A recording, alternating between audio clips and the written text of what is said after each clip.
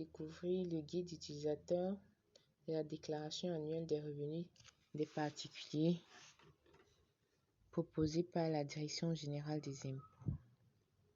Alors, pour effectuer la déclaration annuelle, nous allons procéder aux différentes étapes suivantes. La première est d'accéder à la plateforme via le site web. On peut utiliser Google comme moteur de recherche ou Mozilla. Une fois sur votre moteur de recherche, vous allez saisir www.impôt.cm. Une fois que vous avez saisi www.impôt.cm, cet onglet va s'ouvrir comme ceci. Ça va se présenter comme ceci. Ça, c'est le site de la DGI, de la Direction générale des impôts. Une fois que c'est ouvert comme ça, vous avez la possibilité de choisir la langue à laquelle l'interface doit se présenter. Si vous êtes d'expression française, vous allez choisir French, que voici. Si vous êtes d'expression anglaise, vous allez choisir English, que voilà, tout juste à côté des French.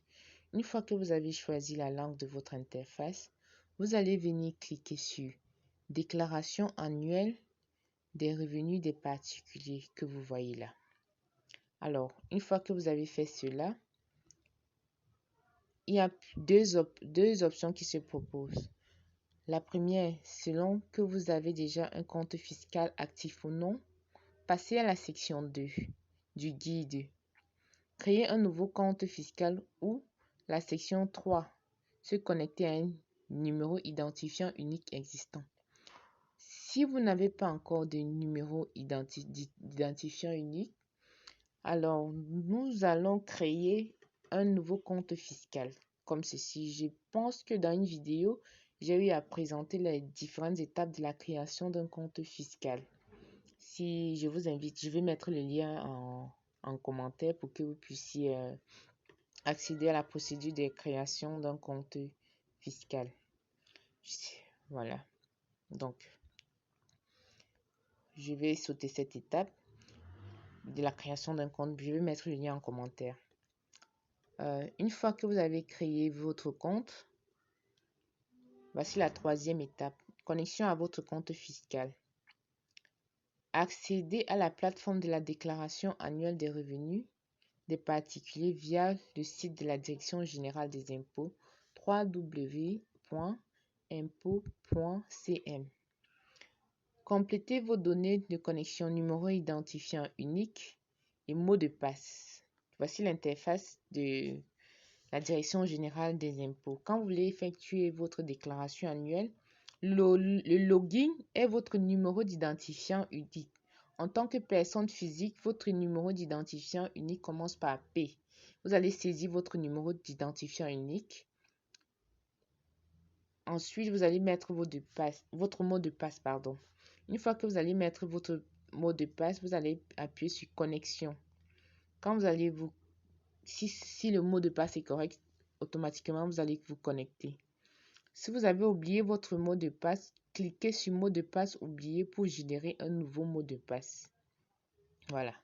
Une fois cette procédure, cette étape passée, vous allez arriver sur cette étape qui est la présentation de l'interface de votre compte en tant que, je vais dire ça comment, en tant que personne physique dans votre compte fiscal.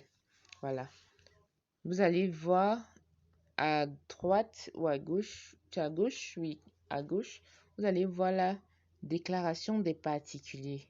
Vous cliquez là, déclaration des particuliers. Quand vous allez cliquer là, voilà vos informations qui vont apparaître, notamment votre numéro d'identifiant unique, votre nom, votre prénom, votre localisation, votre numéro de téléphone, votre régime fiscal, l'unité de gestion. L'unité de gestion, c'est le centre d'impôt.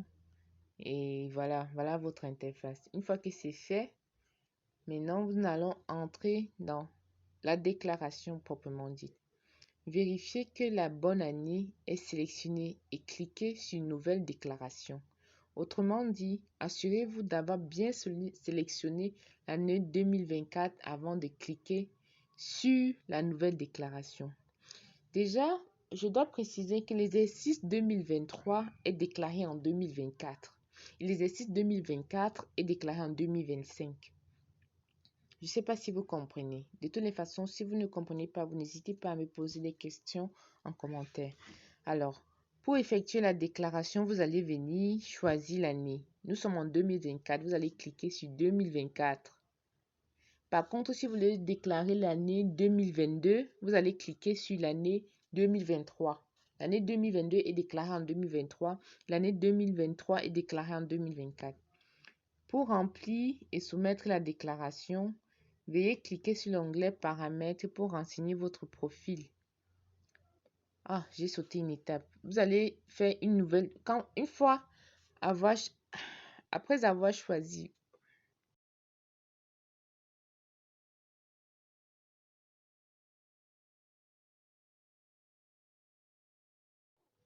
Une fois que vous allez choisir ces nouvelles déclarations, voici comment l'onglet va se présenter.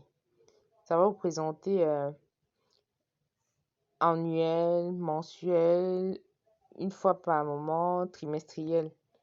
Voilà. Et une fois que vous avez choisi sur annuel, ce nouvel onglet va se présenter à vous. Vous allez choisir déclaration annuelle des revenus des particuliers. Les trois autres DSF, la déclaration statistique et fiscale normale, la DSF assurance ne vous concernent pas. Nous sommes là en tant que personne physique, en tant que particulier. Donc, on va cliquer sur déclaration annuelle des revenus. Une fois que nous avons cliqué sur déclaration annuelle, on nous invite à remplir le formulaire.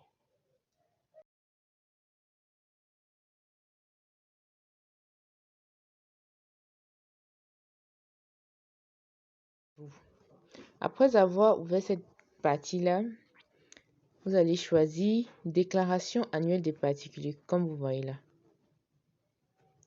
Un formulaire va s'ouvrir, divisé en 11 parties, notamment la première sera impôt sur le traitement, salaire, pension et rente viagère, impôt sur les revenus des capitaux mobiliers, impôt sur les revenus fonciers, impôt sur les bénéfices des activités artisanales, industrielles ou commerciales, impôt sur les bénéfices agricoles, impôt sur les bénéfices des professions non commerciales, impôt sur les revenus,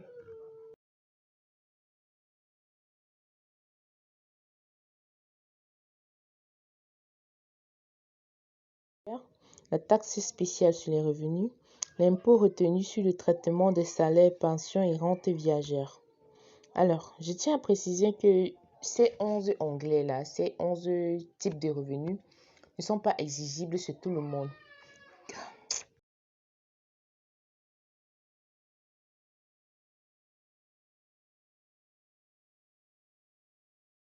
C'est uniquement ce que vous percevez comme revenu. Donc, vous pouvez avoir 1 sur les 11, 2 sur les 11, 3 sur les 11, même les 11 sur 11, pourquoi pas. Ça dépend de ce que vous percevez. Une fois que cela est fait, chaque déclaration de catégorie fiscale se compose en deux parties, notamment.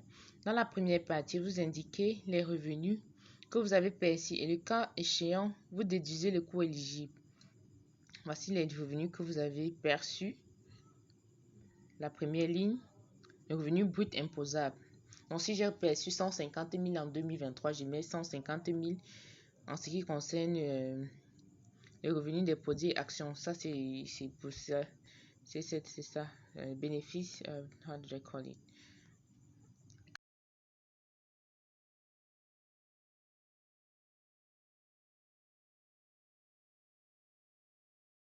Nous avons la taxe spéciale sur les revenus.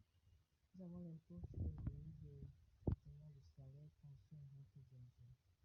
Une fois que vous avez choisi votre source de revenus, je tiens à préciser qu'on n'est pas obligé d'être soumis à tous ces revenus. On peut avoir 2, 3 revenus sur les 11, on peut avoir les 11 revenus, on peut avoir 4. Déclarez uniquement ce que vous percevez et soyez vrai.